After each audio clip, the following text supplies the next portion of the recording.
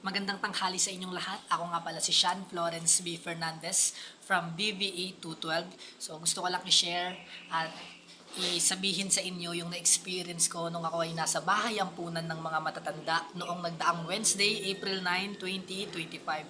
So ito yung aking mga napagbulay-bulayan habang nandun ako sa lugar na iyon. So, ano nga ba yung meron sa bahay ng matatanda? Ito yung mga elders na inabandona na ng mga anak nila, naging solo, and syempre, kailangan nila ng mag-aalaga sa kanila. So, nakakalungkot kasi may mga taong ganun pala sa magulang nila kapag kakaya na nila yung sarili nila, kaya na nilang tumayo sa sarili nilang paa, pero ang laki ng naging tulong nung activities na yun para mapagbulay-bulayan ko yung mga bagay at syempre, para pahalagahan ko din yung magulang ko. So, let's start. Ano nga ba yung na-experience ko nung nandun ako sa bahay ampunan ng mga elders?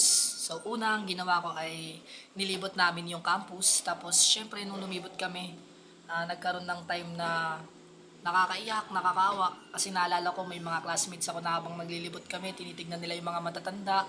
Wala ng anak, iniwan na ng anak, iniwan na ng apo, iniwan na ng pamangkin. So, sila naalala siguro nila yung parents nila, yung lolo nila, yung lola nila. That way, hindi nila napigilang maging emotional. So, habang naglilibot kami, yung iba kong classmates umiyak sa tabi ko, magkakasama kami, ganyan. Tapos, ayun, natouch ako at some point. Kasi syempre, naalala ko din yung lolo ko before, although matagal na siyang wala, 2009 pa. Pero, yung lolo ko na yun is isa siya sa mga naging pundasyon kung bakit ang saya ng childhood ko. Tapos masaya din ako sa time na nagawa naming makita yung mga itsura, especially yung mga faces ng mga matatanda na inabandonan ng mga mahal nila sa buhay. So, despite sa nakikita kong nakangiti sila, palabati sila, alam kong deep inside nalulungkot sila. Kasi syempre, they are seeking for love. So, they want to experience love na dapat naman talaga binibigay ng mga mahal nila sa buhay. Pero anong nangyari? Iniwan sila ng mga mahal nila sa buhay sa lugar na yon. Pero masaya pa rin ako kasi nakikita ko silang ligtas, maayos at naaalagaan ng mabuti. So, ano naman yung naging personal reflections ko nung pumunta kami dun sa lugar na iyon, sa Home for the Elders. So, ang naging reflections ko, pahalagahan ko yung magulang ko. Pahalagahan ko yung mga oras na kasama ko sila. At higit sa lahat, kapag naging successful na rin ako, kapag kumikita na rin ako ng pera, kapag may trabaho na ako, syempre, hindi ko obligasyon na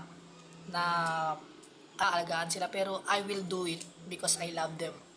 So, totoong kailangan yung magulang secure sa sarili nila kahit pa may sariling buhay na yung mga anak. Pero I'm not going to abandon my parents. Hindi ko sila iiwan kasi syempre, na-appreciate ko yung sacrifices na ginawa nila sa akin along the way na nag-aaral pa lang ako. That way, that's why kapag graduate na ako, ibabalik ko yun sa kanila. So, syempre, para kay Lord din, di ba sabi naman ni Lord na kapag mahal mo yung magulang mo, minamahal mo na rin ako. So, dahil isa akong Christian at syempre, mahal ko si Lord, mahal ko din yung magulang ko. So, naging reflections ko that time na pahahalagahan ko yung mga oras na kasama ko yung parents ko. Pahahalagahan ko yung mga time na binigay nila sa akin. Pahalagahan ko rin yung mga bagay na ginawa nila para sa akin hanggang sa maging successful ako. Wala pa nung pagkabata.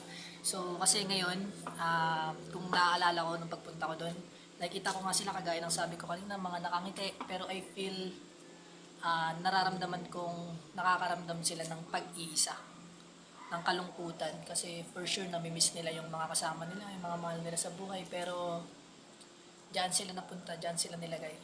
So, naging reflections ko na pahalagahan yung parents ko ngayon. Talaga, kasi syempre, bilang panganay, tapos bilang may isip na din, minsan hindi ko talaga mapigilang sumagot sa magulang, sumaway sa magulang kasi meron akong sariling desisyon. Meron akong sariling desisyon na kaya kong gawin sa sarili ko. May sarili na akong choices na ako mismo yung may gusto. Pero, even so, kailangan ko pa rin i-respect yung parents ko.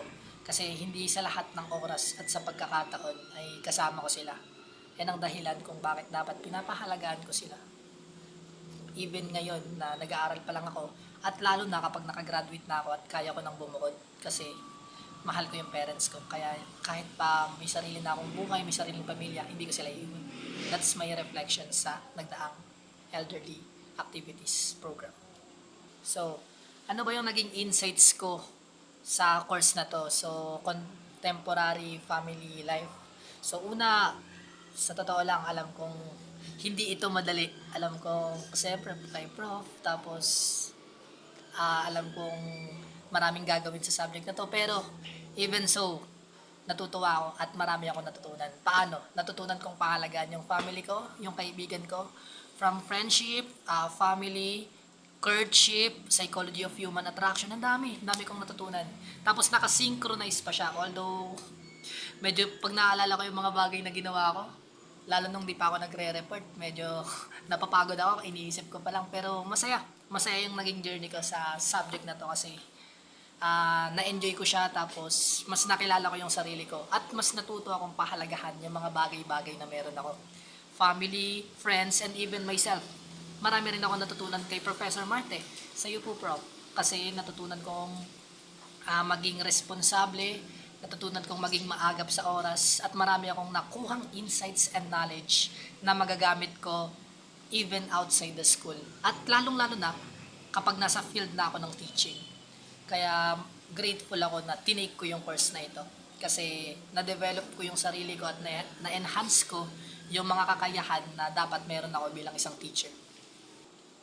Okay, so ngayon, inaanyayahan ko ang bawat isa na pahalagahan natin yung mga matatanda. Huwag naman natin silang bastusin, huwag naman natin silang i-disrespect kasi kumbaga tayo mga bata pa, malalakas pa. Kumbaga meron pa tayong oras, although hindi naman natin alam kung kailan tayo mawawala. Pero pagdating sa strength, pagdating sa time, tayo yung nakalalamang. So dapat nating irespeto, igalang yung mga matatanda. Pati naman yung mga bata. So even yung mga bata, kung medyo makukulit, sobrang pasaway, pagpasensyahan natin kasi bata pa sila.